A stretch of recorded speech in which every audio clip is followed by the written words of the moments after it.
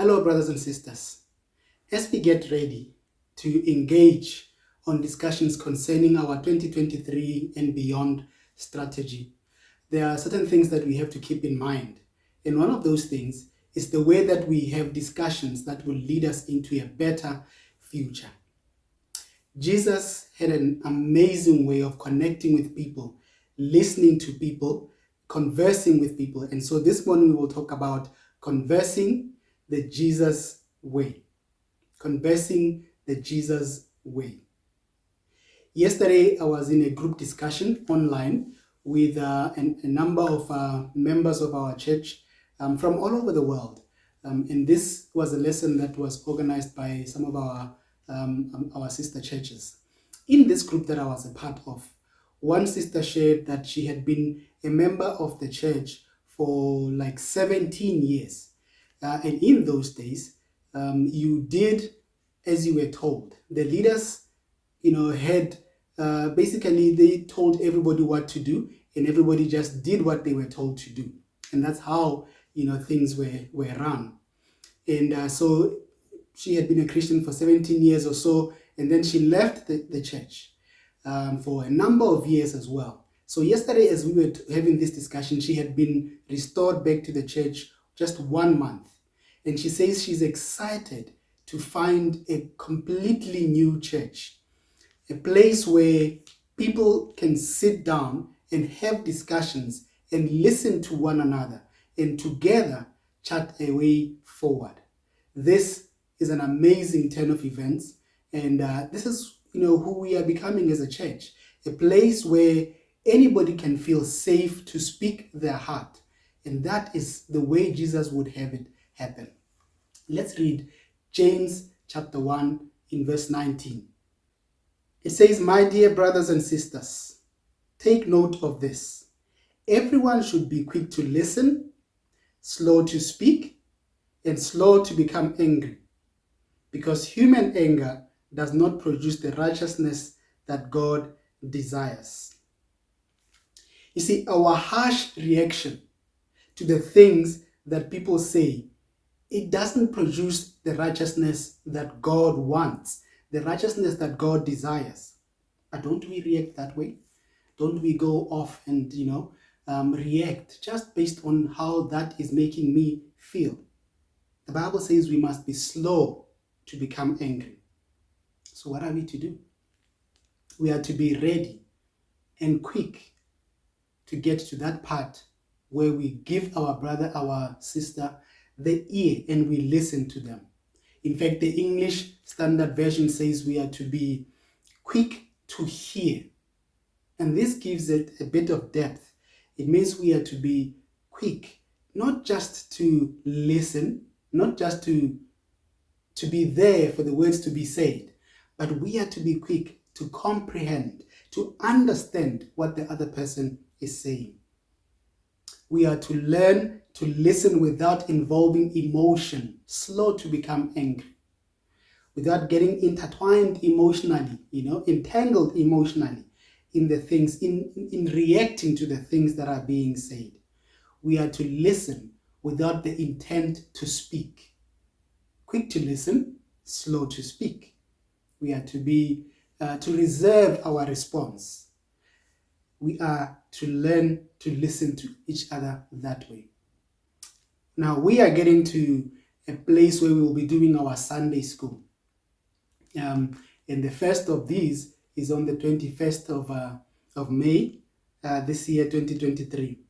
And it's going to be a participatory exercise where we learn from each other. We will come together, sit, and in some cases break up into smaller groups so that we can learn and teach each other through what we have learned. There are many examples in the Bible of how we should converse, of how we should listen to each other, of how we should talk to each other without getting the emotions in the wrong place, sorry. But then we tend to miss these examples. A lot of them we see from Jesus' life himself. We tend to miss them because we allow our feelings, our conditioning, our preconceptions to get in the way. then instead of building relationships and connecting with each other, we end up now in a place where we are not seeing eye to eye. There's something weird between us. These Sunday schools, my brothers and sisters, are opportunities not just for meetings to make decisions. And they are also not just church services, yet another church service. These Sunday schools will be designed so that we can be able to sit down and have discussions with one another. These are opportunities to practice the things that we have learned so that we can converse with each other, so that we can teach one another, so that we can learn from each other, so that we can hear what the other people have to say about the things that are going on at church. We'll be addressing doctrinal issues. We'll be addressing culture. We'll be addressing the things that we see happen in our church or outside of our church that we want to bring in our church. And we will be asking questions around that, but learning from each other. These will provide opportunities for us to understand each other, to comprehend what the other person is saying. Now, those who study human behavior have documented patterns that help human beings to bond, to connect with each other through conversation. But people of God, have had these patterns in the Bible, and you know what? We should have learned a long time ago, just like many other things that we should have learned a long time ago. Now here it is. We are coming full circle where people that do research are coming back with things that we see clearly in the Bible and are saying these things are helpful. And in this case, we will look at those things that are helpful when we have discussions, when we have conversations, whether in a group or one-on-one. And Jesus did this extremely well. Jesus conversed very well. He was a great listener, and he allowed himself to connect with people beyond the words that they were saying. And he could read into, the words that they were saying, and this allowed him to connect. Some of you may remember Therory-U. This is a way of having discussions that Roger taught us last year when we started the strategic workshops. It is a way that helps to facilitate listening to each other and learning from each other in a way to cultivate the best way that will help us to take us into a better future. The people who came up with this process, Therory-U, call it presencing. Now, this is not an English word. It's not an existing English word. What they did is they took the word present and sensing, and they put these two words together and came up with a word that says presencing. And what that basically means is when you listen, you are not just present, but you are also sensing what is being said. Okay, so that is where presencing comes from. So the Therory-U is based on this concept of presencing. What is sensing? When you are having a conversation with someone and emotions begin to well up inside of them, maybe anger, maybe disappointment, even if they try to hide those emotions, you can connect with the fact that something isn't right. Something just got off track as you were talking. That is sensing. You can feel it. You can sense that something has gone wrong. The listening in this process comes with no judgment, no criticism. It is focused on hearing and seeing and being present and sensing beyond the words that are being spoken.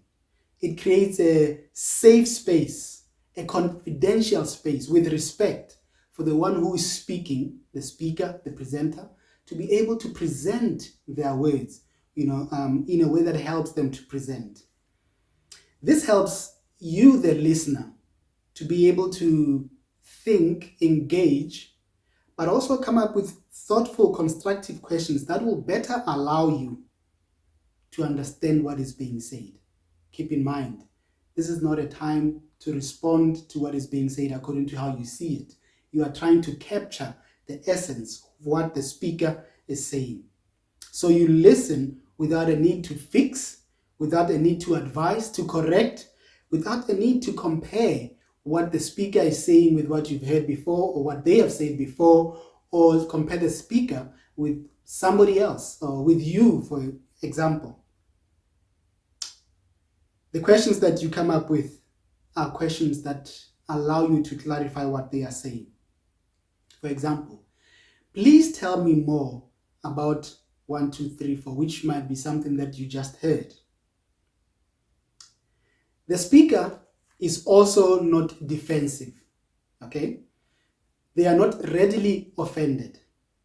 They are not mistrusting of the motives of the one who is listening, the listener. And the speaker speaks freely, openly, and honestly without hesitation. They go on to correct the listener.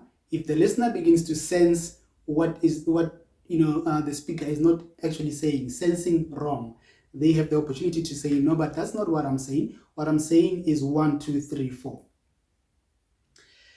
Now, I credit this learning to 2 members of our churches. One is Roger Dickinson from our Johannesburg church in South Africa. The other is a sister called Diana L. Steer, who is in our Anchorage church in Alaska. This is a brother and a sister who don't even know each other, but each of them have studied Therory-U and are using this process in other works that they are doing with other organizations. The theory can be very technical. There are terms and words that describe this and that. So I don't want us as a church to get bogged down with these terms, unless, of course, you want to research it for yourself. Please go ahead. You will learn a lot. But as we prepare for Sunday school, I don't want us to get bogged down too much with the terms and what they mean, and get into all that technicality. All I want for us is to learn to listen to one another constructively. Therory-U, or presencing, was developed by Otto Sharma and Catherine Kofa at the Massachusetts Institute of Technology. If you remember, in one of our first strategic workshops, Roger asked us to pick a partner and sit down with this partner for 30 minutes. The first 15 minutes, you listen to the person that you have picked, and all you do is just listen to what they are saying and connect with what they are saying. And the person just has the freedom to speak for 15 minutes. Then, in the next 15 minutes, you switch, and the person who was speaking, listens, and the listener begins to speak. And again, the listener this time also just listens. Do you remember how difficult it was to just sit there and listen for 15 minutes flat without saying a word and without thinking other things, but concentrating only on what the speaker is saying? So the process happens in this manner. There is what we call co-initiating. And this is listening to others and to what life calls you to do. Okay? You get into the mode, what is my work? What intention do I want to create? Where am I stuck in my life? Co-initiating. And then we get into co-sensing, which is going to places of most potential and listening with your mind and with your heart wide open, receiving information visually, physically, and emotionally. So you don't just listen with your, eyes looking at something else that's happening there. You engage with all your being, and you are looking at the person as they are talking. You are engaging. You are seeing the body language. You are observing their emotions and so on. And then we get into co-inspiring or presencing itself. This is retreating and reflecting in silence, something that we don't do quite well. This is a sacred pause to hear what longs to emerge. Insights, paradigm shifts in body tension, imaginings. This is where the small voice of God is heard. A sense of rightness, clarity, and passion. Then we move into co-creating. This is prototyping a mini model to explore the future or the past. This can be done by acting out a process together using a standing stakeholder in role-playing.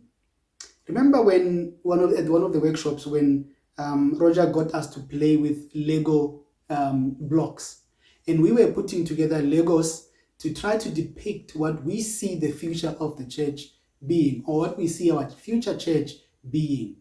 That was co-creating. And then co-evolving. This is growing innovative possibilities by seeing and acting from what appears to be emerging. It's actually a no cost, no commitment pilot program. Okay, kind of like what we are doing with the strategy right now. We are trying some things out. Some things will work, some things will not work, but we are co-evolving together.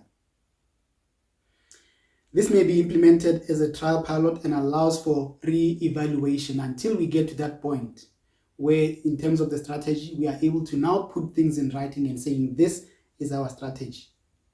The Sunday schools themselves are part of co-evolving. Okay, note that all these say co-this, co-that.